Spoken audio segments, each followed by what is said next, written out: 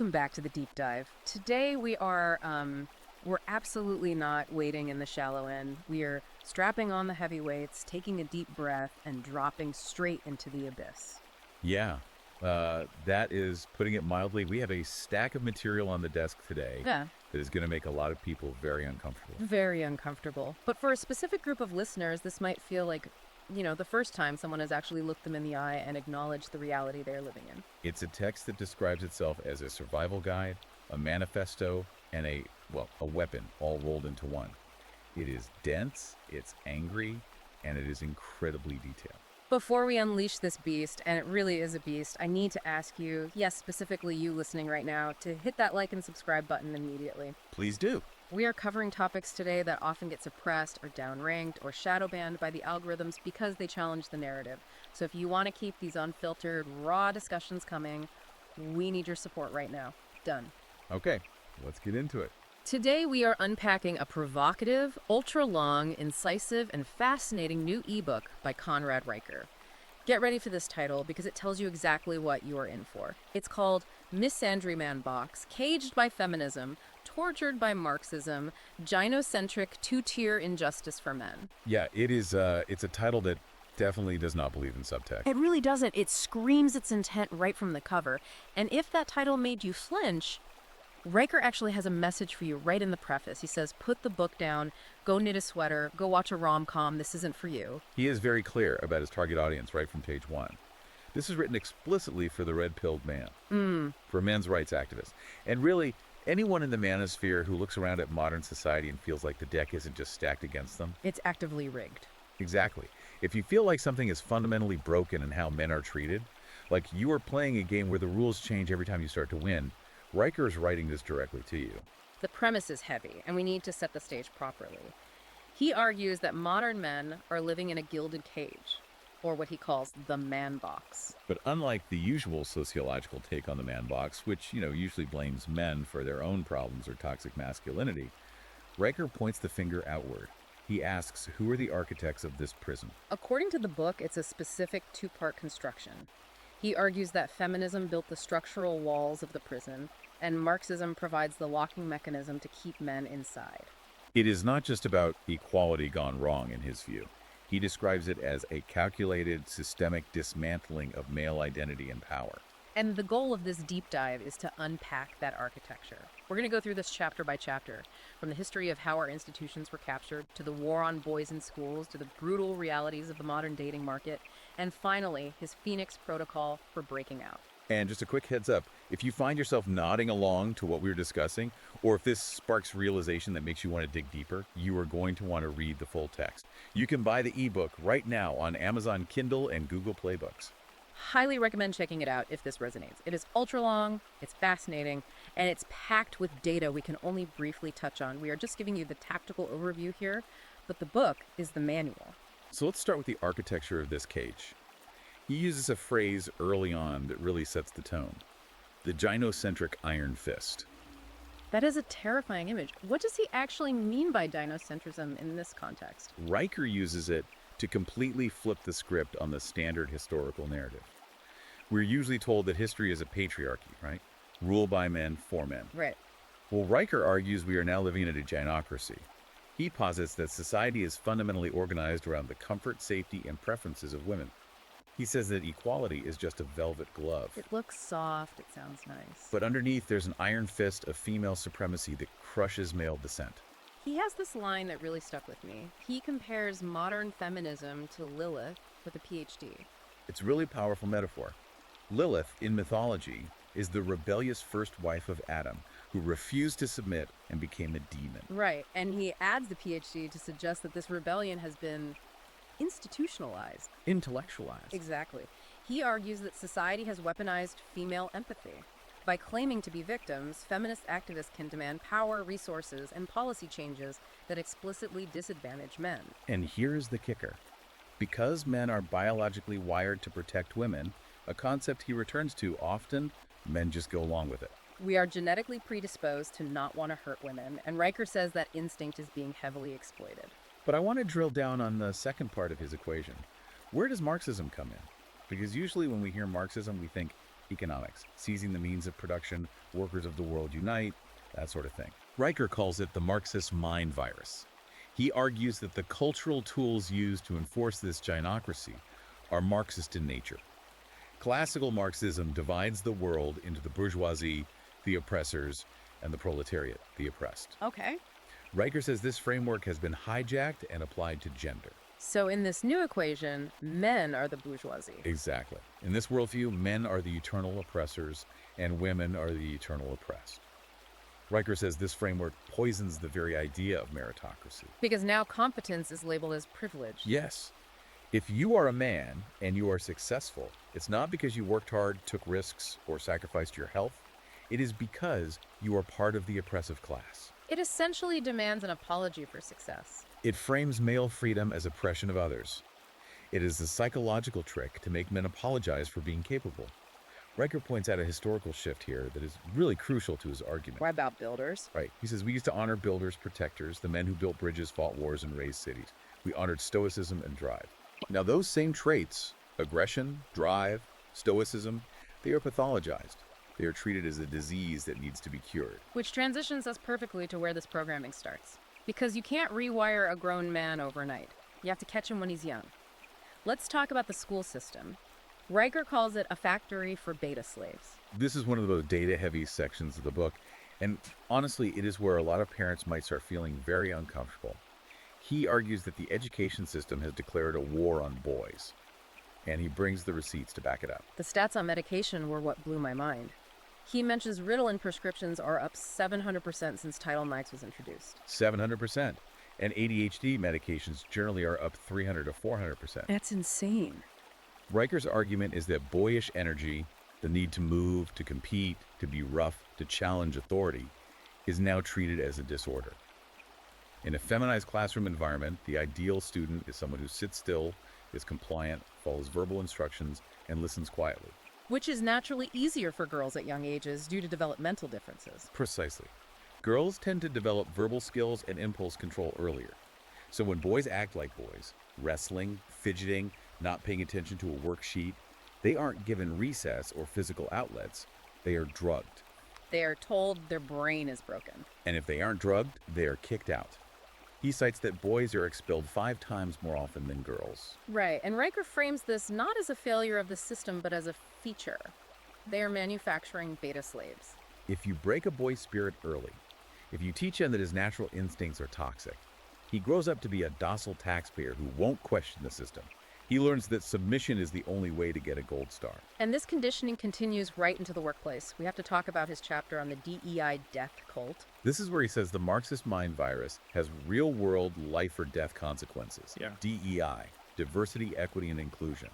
Riker argues that in practice, this translates to discriminate against men, exclude competence, and incinerate merit. He brings up Boeing as the primary case study here. That part was chilling. It is a perfect example of his thesis.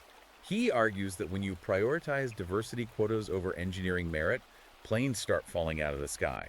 He mentions the incidents of doors blowing off mid-flight. Because you cannot cheat physics with ideology. Gravity does not care about your diversity statement. If you hire engineers based on checkboxes regarding their gender or race, rather than who is the absolute best at math and physics, reality will eventually catch up with you. He also mentions the medical field. The idea of a surgeon being hired for inclusion rather than their ability to hold a scalpel steady. It's the death of meritocracy. Riker describes a diversity officer purging heterosexual white males like a modern McCarthyism. But instead of hunting communists, they are hunting competence. Because competence is seen as a threat to the narrative. Exactly. If the oppressor class is actually just better at the job, the whole Marxist narrative falls apart. So they have to remove the competition. Okay, so the school system breaks you, the workplace hamstrings you. But what about your personal life? This section on biological betrayal is going to hit home for a lot of guys struggling on the dating apps right now. This is where Riker dives into evolutionary psychology, and he strips away all the romance. He argues that the Disney view of love, that women are naturally sugar and spice and everything nice, is a lie that keeps men trapped. He claims women are evolutionary testers. Shit tests. I've heard this term in the manosphere before, but Riker really breaks it down as a biological imperative. He compares it to a lioness testing a male lion. She needs to know if he is strong enough to protect the pride from other males. She doesn't test him because she hates him. She tests him because she needs to be sure. So in the modern world where we aren't fighting off hyenas, this manifests as psychological warfare. Give us an example. Well, your girlfriend asks, does this dress make me look fat? Riker says this isn't a question about the dress. It never is. It's a trap. It's a test of your frame. Right. If you answer honestly, you're a jerk. If you lie, you're a coward. Exactly. Riker says the only winning move is not to play, to refuse to be rattled. If you flinch, you fail. And if you fail, she loses respect for you. He argues that women don't want nice guys. They want strength.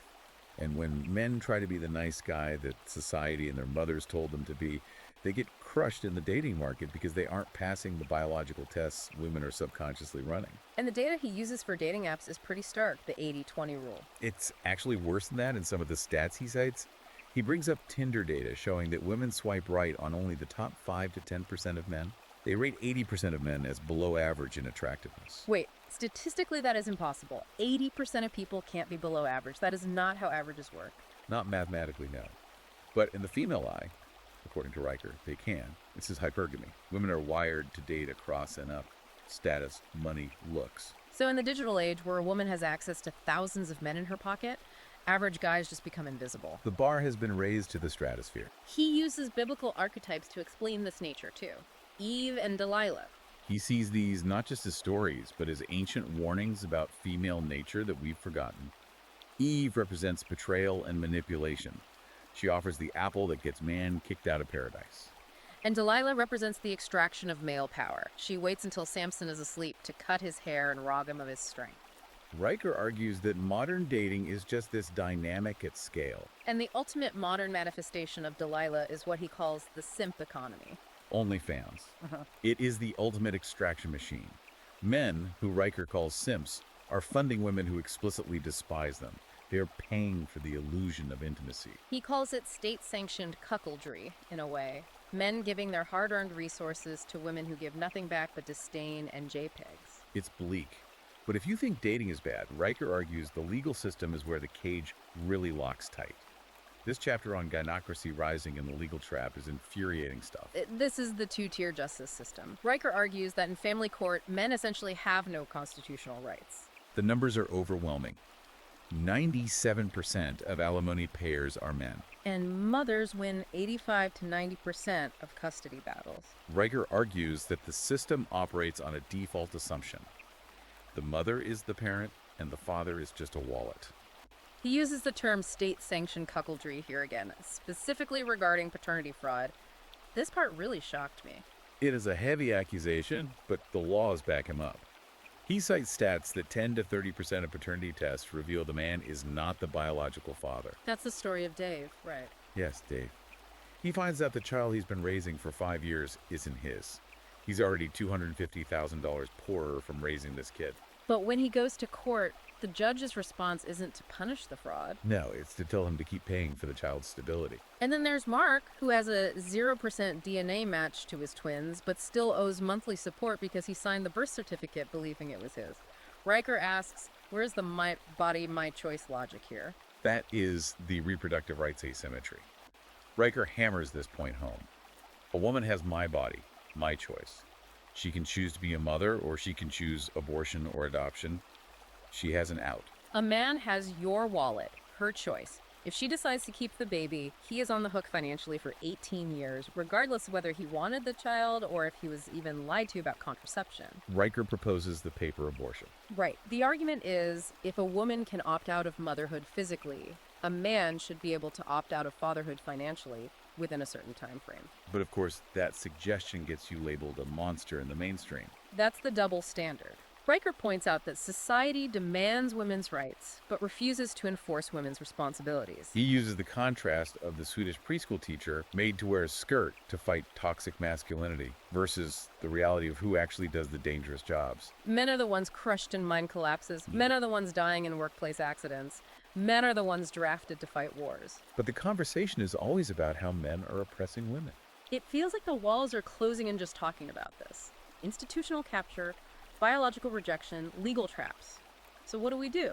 Riker doesn't just leave us in the pit right now. No, and that is why the book is so popular with its audience. He offers a way out. He calls it the Phoenix Protocol. Before we get to the protocol, we have to address the red pill. Riker frames it differently than the media does. The media often frames the red pill as radicalization, bitterness, or hate. Riker describes it as a life raft. He says it's the antidote to civilizational suicide. It's not about hating women, it's about understanding the game so you stop losing. It's waking up to the reality of the cage so you can dismantle it. So let's break down the Phoenix Protocol. Step 1, physical strength. Muscle is the ultimate rebuttal. That's the quote. He tells the story of Jason. Jason lost everything in a divorce. His house, his kids, his money. The system stripped him bare. He was suicidal. But he started deadlifting. Deadlifting to survive divorce, it sounds almost too simple. It sounds abstract, but Riker argues that physical strength is the one thing the state and the courts cannot tax, confiscate, or redistribute.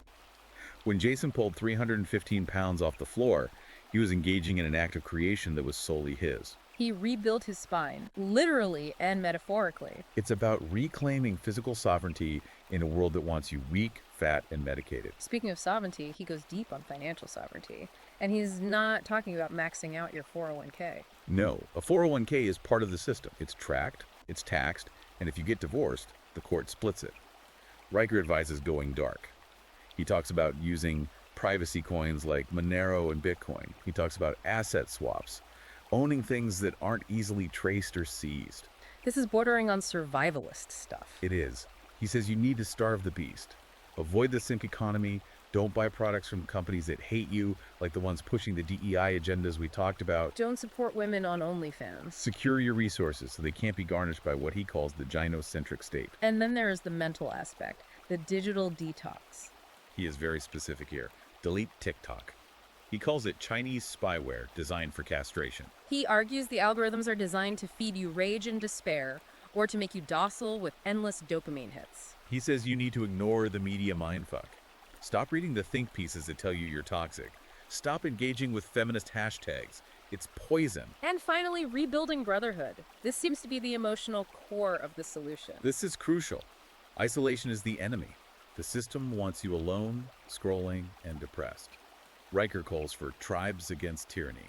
Men need to form close-knit groups offline, real networks of support, job referrals, skill swapping. He says men need to reject the isolation forced by society and rediscover the power of male bonding, which has been demonized as boys' clubs. It is a total reconstruction of the self. It is. Riker's ultimate message is that no one is coming to save you. The government isn't coming, the courts aren't coming, and society certainly isn't coming. You have to save yourself. And that brings us to the end of this deep dive. Riker sums it up with a question that really lingers. He asks, the system wants you docile, distracted, and divorced. Which are you? That is the question. It's a call for men to stop apologizing for existing. He wants men to understand the biological and systemic cage so they can simply walk out of it. It's not about asking for permission anymore.